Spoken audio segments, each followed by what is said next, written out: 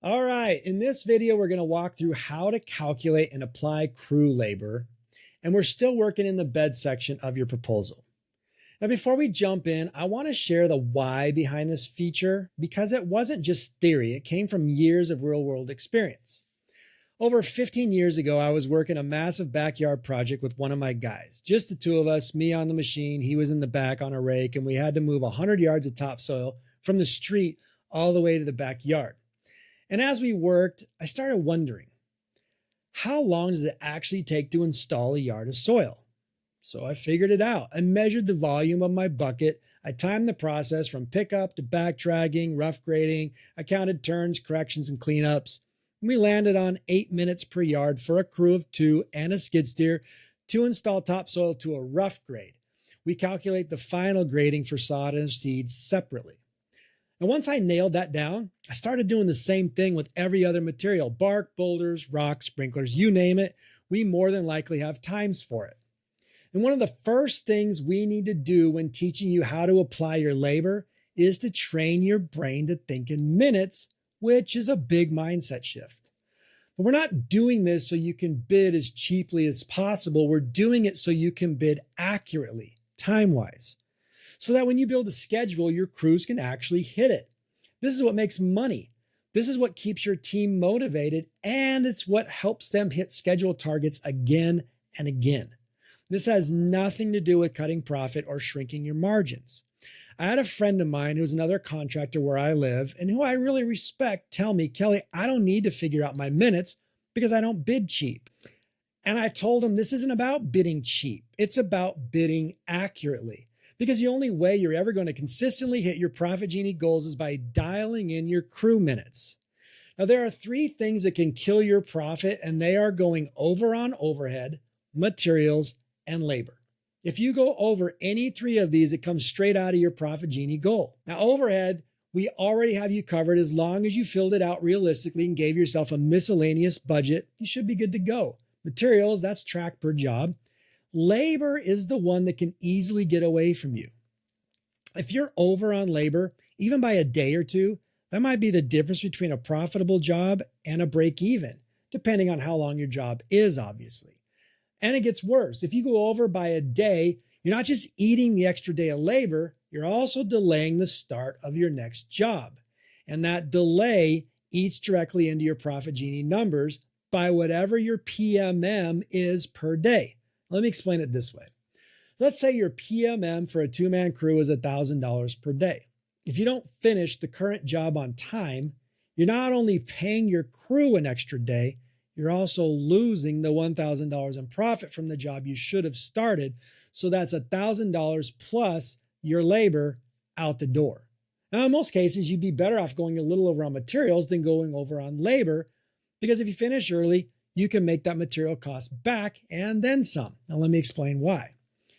Finish a job a day early. Now you start the next job a day early. That's $1,000 saved and $1,000 earned because you're starting a job early. That's a $2,000 swing in your favor. This is a huge concept and one of the most overlooked in our industry or any industry where labor is involved. Figuring your labor out is single-handedly the most important part of reaching your Profit Genie goals. Now, some guys say you can't predict labor. It's different every time, but that's just not true. 90% of your jobs are repeatable enough to build accurate labor averages. Yes, there's some outliers exist, and we'll show you how to handle those. But for most work, you can absolutely build a reliable standard. And once you have those standards dialed in, you'll be able to build bids in minutes, not hours. Now let's get started on calculating labor for our first line item, sandy loam. But before we actually input anything, I want to show you how this works inside the software to explain exactly what you'll see the labor time reflected. In the previous video, we already covered this row: units of measurements, quantity, unit cost, and total cost. We also told you to leave the next set of columns alone until now, so let's finally break them down. The minutes column tells you exactly how many minutes it takes your crew to install a specific amount of material. And the install unit column shows what that quantity refers to. Think of it this way. We're calculating how many minutes it takes to install 1 unit of the material, in this case, 1 cubic yard of sandy loam. So if your unit of measurement is cubic yard, your install unit is 1, and your minutes column says 8, that means it takes your crew 8 minutes to install 1 cubic yard of sandy loam. That's all you're really doing here, connecting the time it takes to install a measurable amount of material using the same unit of measurement shown in your quantity column. Now, once you enter those numbers, Elevation Advisor will automatically calculate the total crew hours for you. Now, there are 3 ways to get your labor time. Scenario 1, you already know your labor time. Let's say you already know from experience, or because I told you, that your crew of 2 takes 8 minutes to install 1 cubic yard of sandy loam.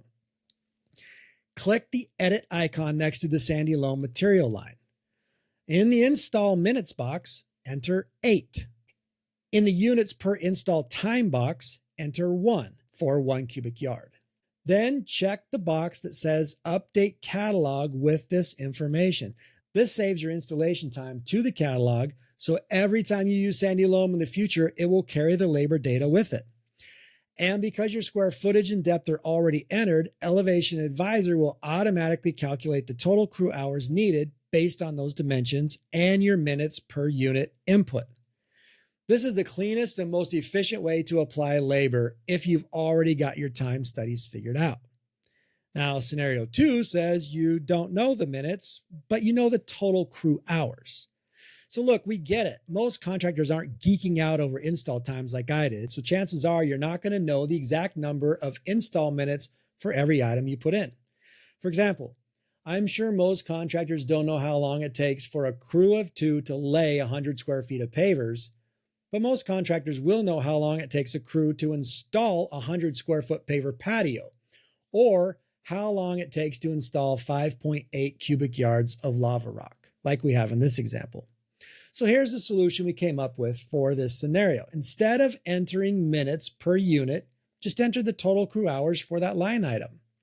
Elevation Advisor will then reverse engineer the install rate for you, giving you the minutes per unit automatically. Let's show you how this works. Double click into the crew hours for lava rock.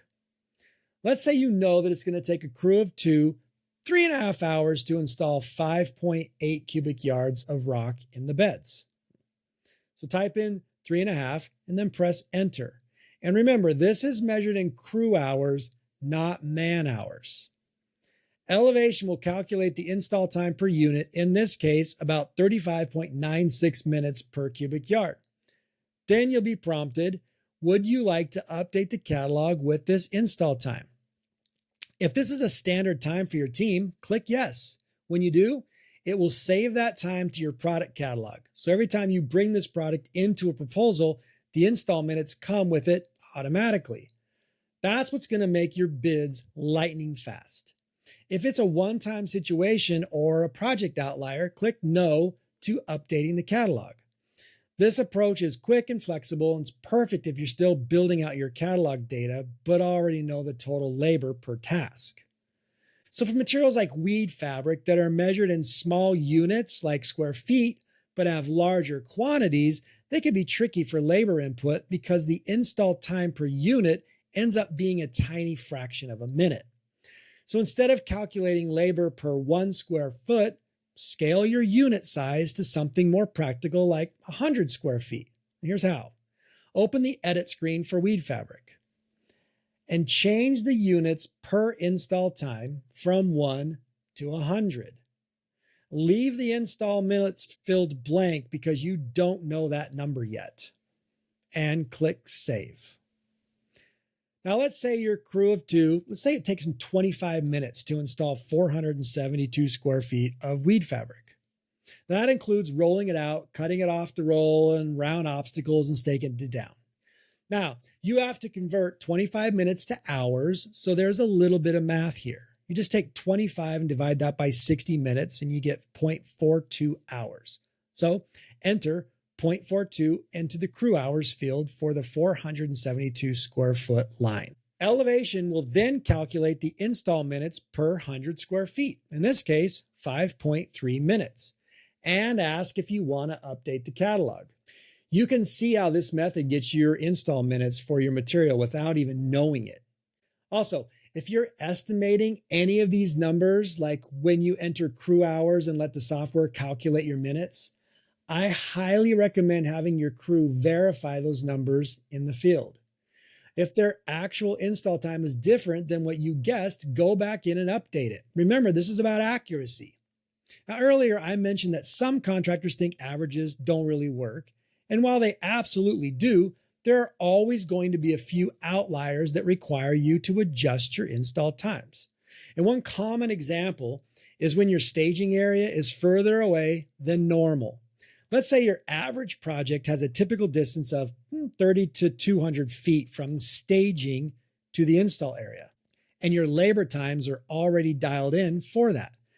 But now you've got a project where the distance is an additional 100 yards beyond your typical average. This is where knowing your averages becomes powerful because you can quickly and accurately adjust for those longer hauls. Let's say you're using a mid-sized skid steer, and it takes about 3 trips with that machine to move 1 cubic yard of soil. If your skid steer averages 6.5 miles an hour, then a 100-yard run takes about 20 to 30 seconds. That means a round trip is about 1 minute. Multiply that 1 minute by 3 trips, and you're looking at 3 extra minutes per yard. So in this situation, instead of guessing, you just go into the software, click Edit on your lava rock line item, and bump the install minutes from 36 to 39. Now, because this is an outlier, a one-time condition, you would not update the catalog. Just hit Save, and it only applies to this project. Now, this might not sound like much, 3 minutes per yard, but think about it. If you're hauling 100 yards of material, that's an extra 300 minutes or 5 hours of labor, which is more than half a day's worth of work, just an added travel time. And of course, you'd apply this adjustment only to materials that require repeated hauling, like soil or rock. Something like weed fabric doesn't need the same adjustment because it's just one trip to carry it back.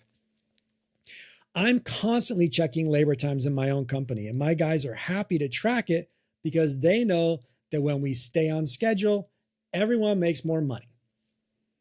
Let's talk about adding a general labor line.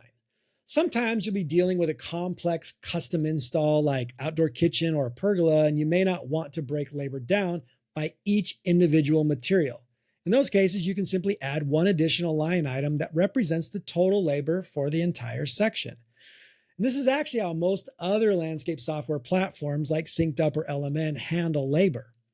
In the short term, it might feel quicker, but here's the catch. When you attach labor times directly to your materials the way we're showing you, it's going to save you massive amounts of time in the long run because your bids become nearly automatic.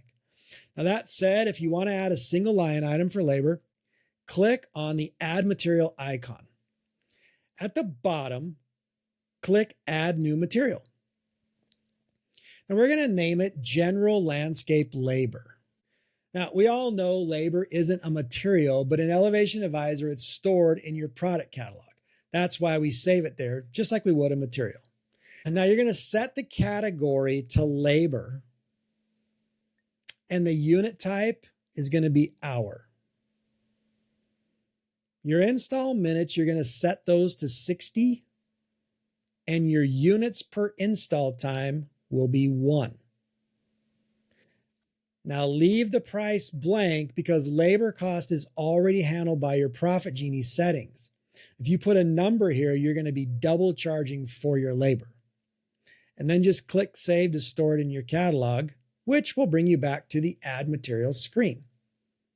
Now, you're just going to search for General Landscape Labor,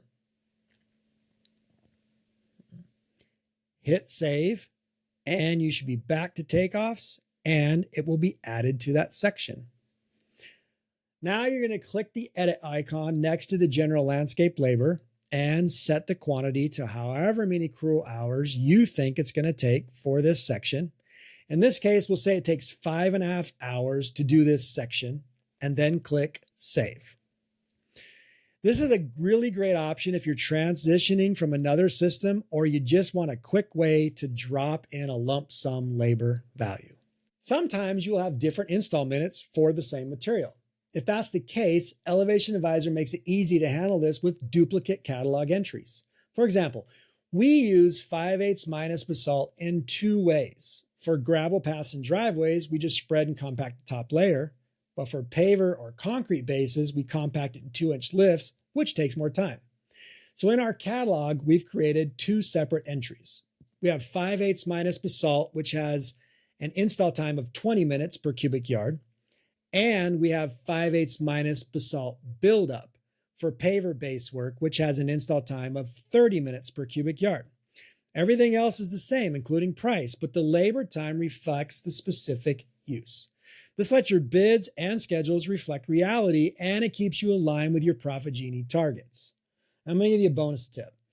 If your crew calls in mid-job and tells you, hey, it takes 20 minutes to install bark, don't wait. You're going to go straight to your catalog and lock it in while it's fresh in your mind. I'm going to show you how to do that. Open your product catalog and search for the material. In this example, we'll call it dark fines bark. Then hit the edit icon. Enter 20 minutes in the install time field and click save. From that point on, the software will apply that labor time automatically whenever you add that material to a proposal. Now, not every item needs an individual labor entry, especially in complex systems like irrigation. So in our company, we only assign labor to major operations in irrigation like trenching, installing pipe, or setting sprinkler heads. For fittings and small components, we bundle the install time into those major operations. For example, installing pipe includes the time it takes to glue fittings or install elbows and T's. The goal here is accuracy without overcomplicating your workflow. Use labor entries where they make sense, but don't overdo it. In the next video, we're going to discuss how to add equipment and subcontractors and turn these sections into templates so you don't have to add the materials again. See you in the next video.